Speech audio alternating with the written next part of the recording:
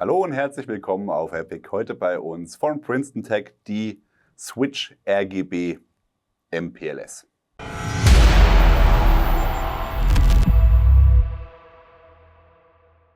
Wir haben euch schon vor einer ganzen Weile von Princeton Tech die Switch MPLS vorgestellt. Ohne RGB ist eine Lampe für den Helm speziell. In dem Fall hier mit einer Montage für die Arc-Rail, für das Arc-Rail-Schienensystem. Gibt es natürlich auch andere Adapter, die mit dabei waren. Von der Funktionsweise her hat man hier eine Taschenlampe gehabt oder eine Helmlampe gehabt mit einem Schwanenhals und vorne mit einem Kopf, der zwei LEDs hat. Princeton Tech hat auch noch andere Modelle. Eine mit einer LED nur, zum Beispiel nur für Weiß oder nur für Rotlicht. Und eine mit 3 LED, die Charge, die hatten wir auch vorgestellt. Auch eine sehr interessante Lampe. Die hier ist aber mit Sicherheit die verbreitetste. Wir haben die jetzt nochmal hier in der Vorstellung, weil es eine neue Version gibt. Die wollen wir euch auch nicht vorenthalten. Die haben wir hier einmal auf der Seite montiert. Und zwar ist das jetzt die Switch RGB MPLS. Großer Nachteil an der alten Version, in Anführungszeichen Nachteil ist, wenn man sich nicht entscheiden konnte, welche Variante man wollte. Ich habe 2 LEDs hier vorne und kann dann hier die in verschiedenen Konfigurationen nehmen. Ich hatte mich damals für die Version entschieden, Rotlicht und Weißlicht. Das heißt, ich habe hier eine rote und eine weiße LED genommen. Und es würde jetzt aber zum Beispiel mit dieser Lampe nicht funktionieren, dass ich auch Infrarot hätte oder Grün oder Blau. Und das hat man jetzt mit der neuen Variante so realisiert, dass man zwar nach wie vor nur 2 LEDs aktiv anwählen kann, aber eben die Farben variabel sind. Das bedeutet, es gibt 2 Varianten nur noch von der Lampe, während es vorher, keine Ahnung, 10, 5, also jede Menge Varianten gab, gibt es jetzt nur noch 2. Und zwar einmal die RGB mit Weißlicht und dann die RGB mit Infrarotlicht. Bedeutet, ihr habt immer Rot, Grün und Blau auf der einen LED zur Auswahl. Erzähle ich gleich, wie das programmiert wird. Und auf der anderen LED habt ihr dann entweder Weißlicht bei der einen Variante oder Infrarot bei der anderen Variante.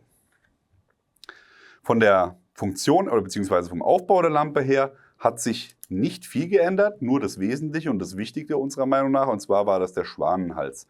Ihr seht schon, der ist hier relativ schlank gewesen bei der alten Variante und die ist jetzt, ich bin jetzt ja nicht hier aktiv im Dienst und brauche die regelmäßig, aber die hat schon alleine hier von den Präsentationen und von den Fotoshootings, die wir machen, hat die schon ein bisschen gelitten mit dem Schwanenhals und den haben sie jetzt hier deutlich dicker gemacht, das sieht man hier ganz gut. Und ich denke, die wird deutlich robuster sein. Ansonsten ein Polycarbonatgehäuse hier mit einer großen Einbedienungstaste. Also ich habe nur eine einzige Taste hier auf dem Lampenkörper. Und die Lampe wird mit 2 2016 Batterien betrieben und läuft auf 6 Volt. Wir haben auch mal ausprobiert, wenn man keine 2016er zur Hand hat, zum Beispiel eine 2032 einzusetzen.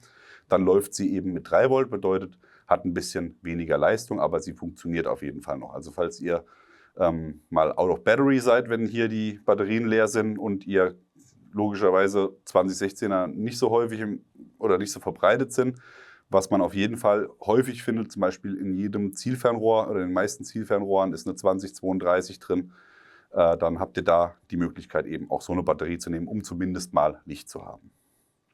Von der Leuchtleistung her hat sich auch nichts geändert. Ihr habt hier 10 Lumen, das ist tatsächlich nicht viel, aber die Lampe ist auch nicht zum Ausleuchten gedacht, sondern wirklich nur als reine Leselampe, Orientierungslampe oder eben auch vielleicht mal, um sich selber zu markieren, aber für nicht mehr und deswegen sind die 10 Lumen auch völlig ausreichend. Sie wiegt 21 Gramm und kommt ab Werk mit jeder Menge Montagezubehör. Zuerst mal das Allerwichtigste, denn in der Verpackung ist keine Bedienungsanleitung dabei. Dafür aber hier dieses Kärtchen mit einem QR-Code und den könnt ihr einfach einscannen und dann habt ihr die Bedienungsanleitung direkt. Ist aber auch tatsächlich keine große Sache, wenn man es einmal sich angeschaut hat. Da steigt man eigentlich relativ schnell durch. Für die Montagelösung oder für die Nutzungslösung ist die Lampe eine eierlegende Wollmilchsau, denn sie ist nicht nur für den Helm gedacht, sondern tatsächlich auch für andere Plattformen, wie zum Beispiel Molle oder auch tatsächlich als Waffenlampe, auch wenn das in meinen Augen überhaupt keinen Sinn macht, mit einer 10-Lumen-Lampe an der Waffe zu hantieren, aber es wäre auf jeden Fall die Möglichkeit gegeben. Mit dabei sind, wie gesagt, verschiedene Montagemöglichkeiten. Das wäre dann einmal hier Picatinny als Montagesockel für Waffen oder eben für Helme, die nur Picatinny als Schienen anbieten. Dann das Ganze nochmal für M-Lok. Das wäre zum Beispiel für den M-Tech-Helm wäre das die Variante. Dann habt ihr einmal für den Mich-Helm die ganzen klassischen Standard ausgegebenen Helme. Das wird dann einfach hier unten eingeklippt. Und dann habt ihr das Ganze einmal hier für die Arc-Rail. Die wird dann einfach aufgeschoben und hinten mit einem Clip gesichert, wie man das auch bei dem Arc-Rail-Zubehör kennt. Und hier habe ich auch gleichzeitig nochmal die Over-the-Rail-Montage montiert. Die sieht so aus, wenn ihr sie aus der Verpackung holt. Da wird quasi einmal die Schiene hier komplett abgeschraubt, das unten im Helm eingehängt und dann die Schiene wieder montiert. Hat den Vorteil, dass ich hier eben die Lampe nicht auf der Schiene habe. Wenn ich zum Beispiel meinen Gehörschutz hier über die Bügel hier geregelt habe, dann hätte ich hier jetzt keinen Platz für die Lampe und so habe ich eben die Möglichkeit, die Lampe dann über der Schiene nutzen zu können, um hier den Platz freizulassen. Achso, ich lasse gleich ab, dann machen wir gleich mal die Molle-Variante. Die habe ich einmal hier für euch.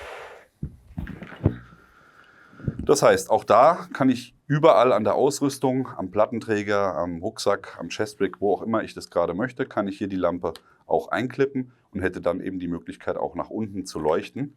Also am Rucksack macht es jetzt in dem Sinne hier keinen Sinn, aber wie gesagt, am Plattenträger könnte ich mir das hier auf die Brust machen, um dann zum Beispiel Karten lesen zu können oder sonst was. Und das Schöne ist, dadurch, dass ich hier alle Plattformen, Montageplattformen habe, kann ich das alles überall schon vorher platzieren, wo ich es brauche und muss dann nur die Lampe umsetzen. Und das funktioniert tatsächlich hier mit einem einfachen Drehverschluss. Das wird einfach aufgesetzt, eingeklickt und dann ist es fest. Zu guter Letzt natürlich noch was für den Boonie oder für die Basecap. Das ist ein Brim-Clip, nennt sich das Ding. Das heißt, ich habe hier einen Clip, wo ich einfach die Lampe drauf machen kann. Dann kann ich mir das hier an den Mützenschirm machen und hätte dann quasi auch hier damit Beleuchtung. Ich habe wahrscheinlich gerade wieder die IR-Lampe gegriffen. Genau, die sieht man jetzt nicht. Aber das wäre auf jeden Fall auch eine Möglichkeit, um damit leuchten zu können.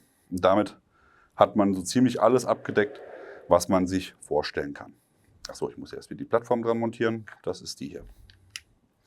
Okay, dann schauen wir uns einmal an, wie das mit der Einschalt- oder Bedienung funktioniert.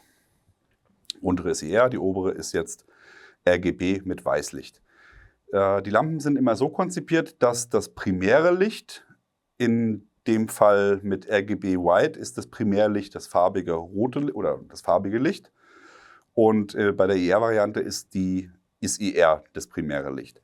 Wenn ich die Lampe jetzt mit einem Druck einschalte, geht sie immer in den Low-Modus. Das heißt, man hat wirklich so einen Moonshine-Modus mit ganz wenig Leistung und kann dann weiter durchgeschaltet werden. Aber das ist einfach ein Sicherheitsfeature, dass wenn ich die Lampe anmache und bei Nacht unterwegs bin und Lichtdisziplin gefordert ist, dass eben nicht dann die Lampe mit Vollgas losfeuert. Das heißt, ich drücke jetzt hier einmal drauf und ihr seht, jetzt habe ich Rotlicht Low.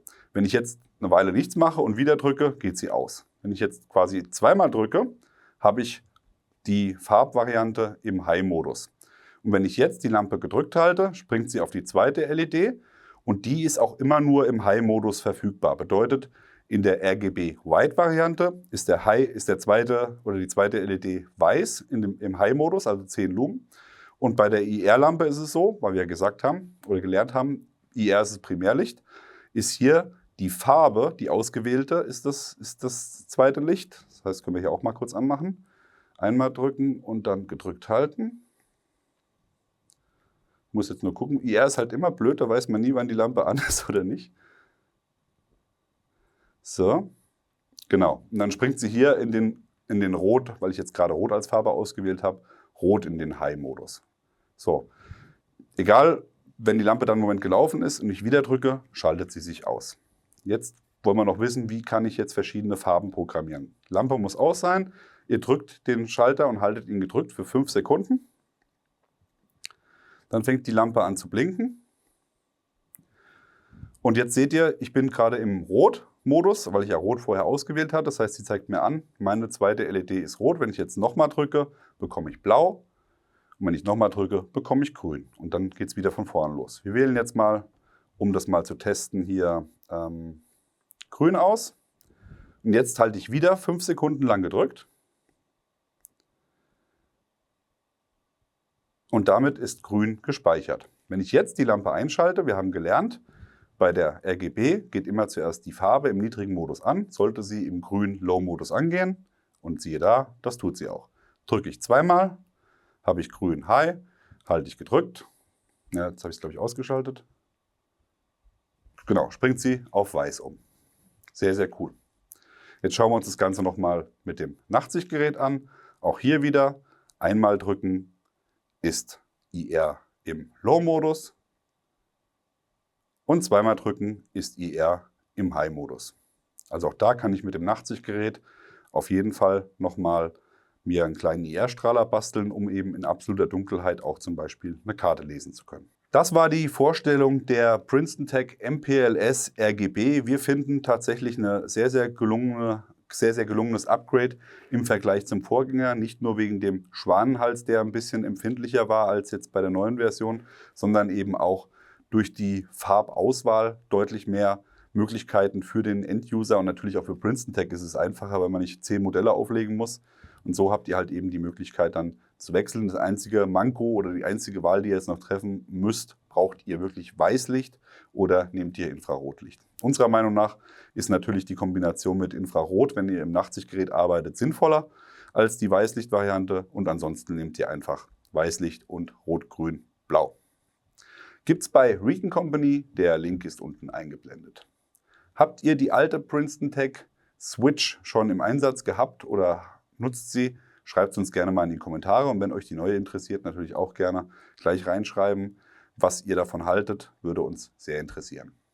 Ansonsten, wie immer an dieser Stelle, liken, Abo, Glocke klicken. Wir sind raus, bis dann, macht's gut, bye bye.